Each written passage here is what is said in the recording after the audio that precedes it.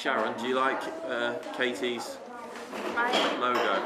Yeah. £4.87. There were quite a number of people who were quite afraid of the thought of enterprise. What does this mean to me? Is it just going to mean lots more work? Is it just going to mean that I've got to rewrite everything that I've done before? When we had the inset training day, it was remarkable how many people then said, oh, we do this already. Everyone relaxed a little bit and thought this isn't going to be quite so bad. And now people are making more use of Rachel and going and asking, and it's an ongoing process now across the school. Rachel Dixon is the business champion at Foxhills School Technology College in Scunthorpe. At the beginning of the year, we did hold a meeting for lead teachers across the school in order to just highlight exactly how we're hoping enterprise will be across the curriculum in FTC, and some of the things that we've decided already, such as our own definition of enterprise. But in order to be able to write our enterprise policy and be true to our school, we needed everybody to have some kind of input. So lead teachers have passed on their information to their staff. Today, Rachel is meeting colleagues to define enterprise and to discuss their ideas for incorporating the subject into their lessons. So, enterprise education, really, it's all about capability. Being able to make sure that the kids have better financial capability and a business understanding. And it's just a case of making that real-life element towards things. So, again, the skills that we're looking at then, teamwork, problem solving, thinking skills, communication skills, and this is one of the more difficult ones that I've found so far, is to allow the kids to evaluate their own skills. They're not always used to evaluating themselves and how well they are doing on various areas. I've always thought that enterprise is a good idea. The thing that has stopped me using enterprise quite as much is I didn't think I had all the skills myself to be able to deliver an enterprising lesson. I thought it was more to do with business studies. But when you actually look at the lessons that you deliver anyway, they are enterprising, and they have got enterprising elements in them. It's about drawing them together, going and asking for advice and getting on with it. So I've come up with an idea for my Gateways group, who, as you know, students with a high level of need and additional educational needs. One of the ideas that I would like to take forward is that we have our own Gateways restaurant, and a team of students will create their own menus, create their own costings, serve the food, and will take responsibility for that restaurant to bring in parents, so to make links with parents and community members as well. So I'm hoping that I'm going down the right route here, is that they start off with this idea, and then from it we've got a few rules. I know that we want to break away from rules, but it saves the idea that everybody just goes, oh, I want to go on the computer. I think the only thing I would say there is, rather than saying that these are our rules, maybe these are the guidelines for the task. Yeah. Although they're making their own decisions and solving their own problems, you do need some guidelines so that it works well with the numbers and that. But yeah, maybe just a use of the word guidelines as opposed to rules, as that would be used in normal business. And I think it's a really good idea. Thank you. Let's see if it works. Let's see if you've got invitations to our restaurant in. I'll be coming and eating in a month's time. Yeah. The restaurant project, which will take several weeks to come to fruition, starts with a lesson where pupils negotiate their roles and design a menu.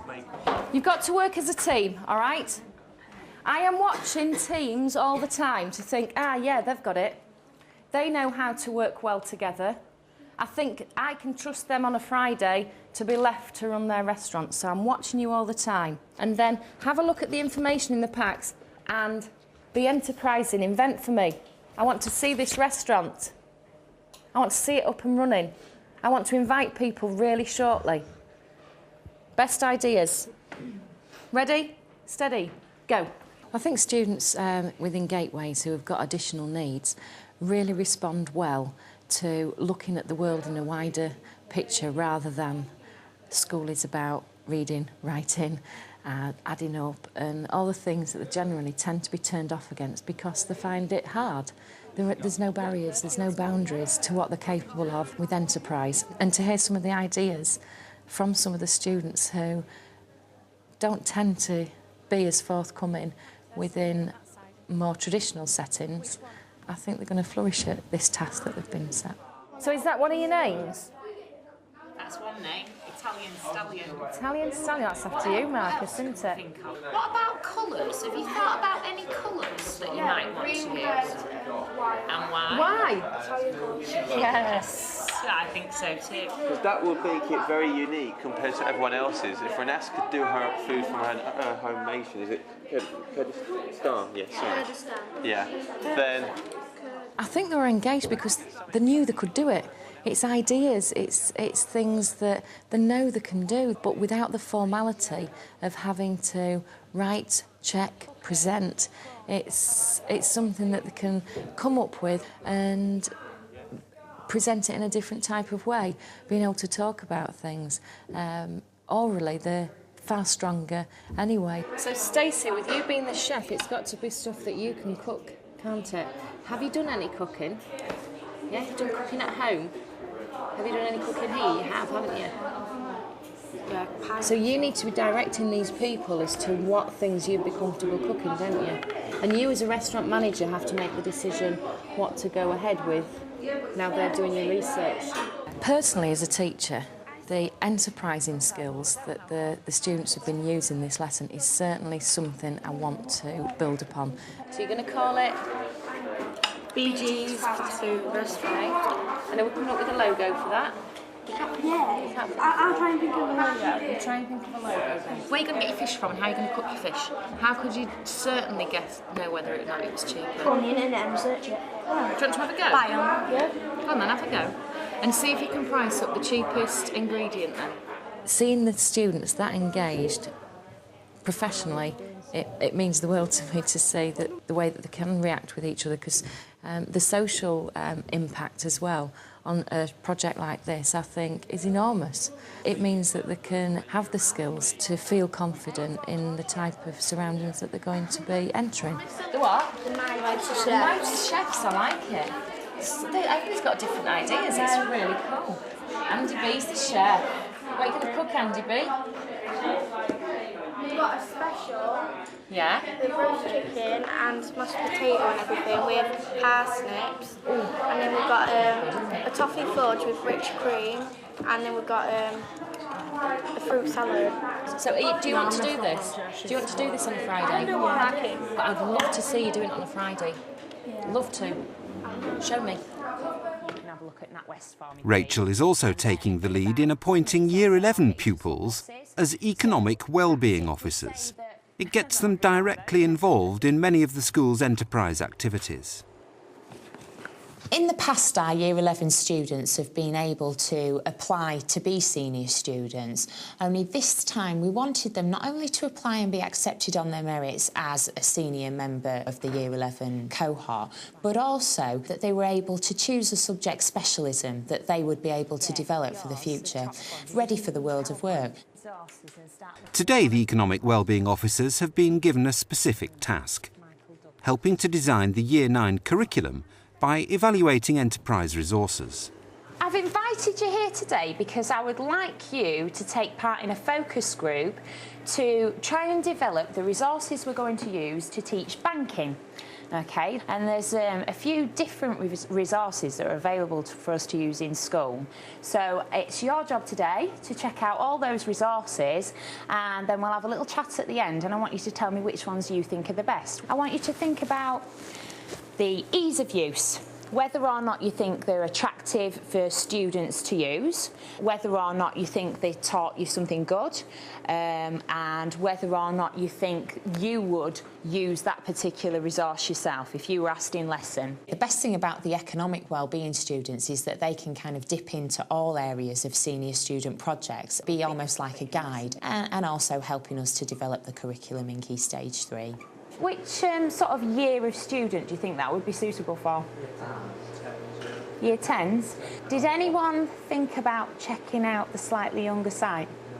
Perhaps you could do that just for a couple of minutes, look and see if there's any difference, Dwayne, while we're still chatting. There are so many different free resources out there for use on teaching banking skills to Key Stage 3 and Key Stage 4. As a teacher, you look at those resources, to suit yourself and the way that you want to deliver things, and that's not always the best way to do it. It was really nice today to have the students look at all the different resources that I'd identified and be able to tell us which they thought were the best, you know, which interested them. What was your favourite out of the resources you've looked at? One of them I liked was Making Money Sure, because it tells you everything that you mostly need to know about banking and tells you how to save money and that lot. Was that the one with the earn, spend and save?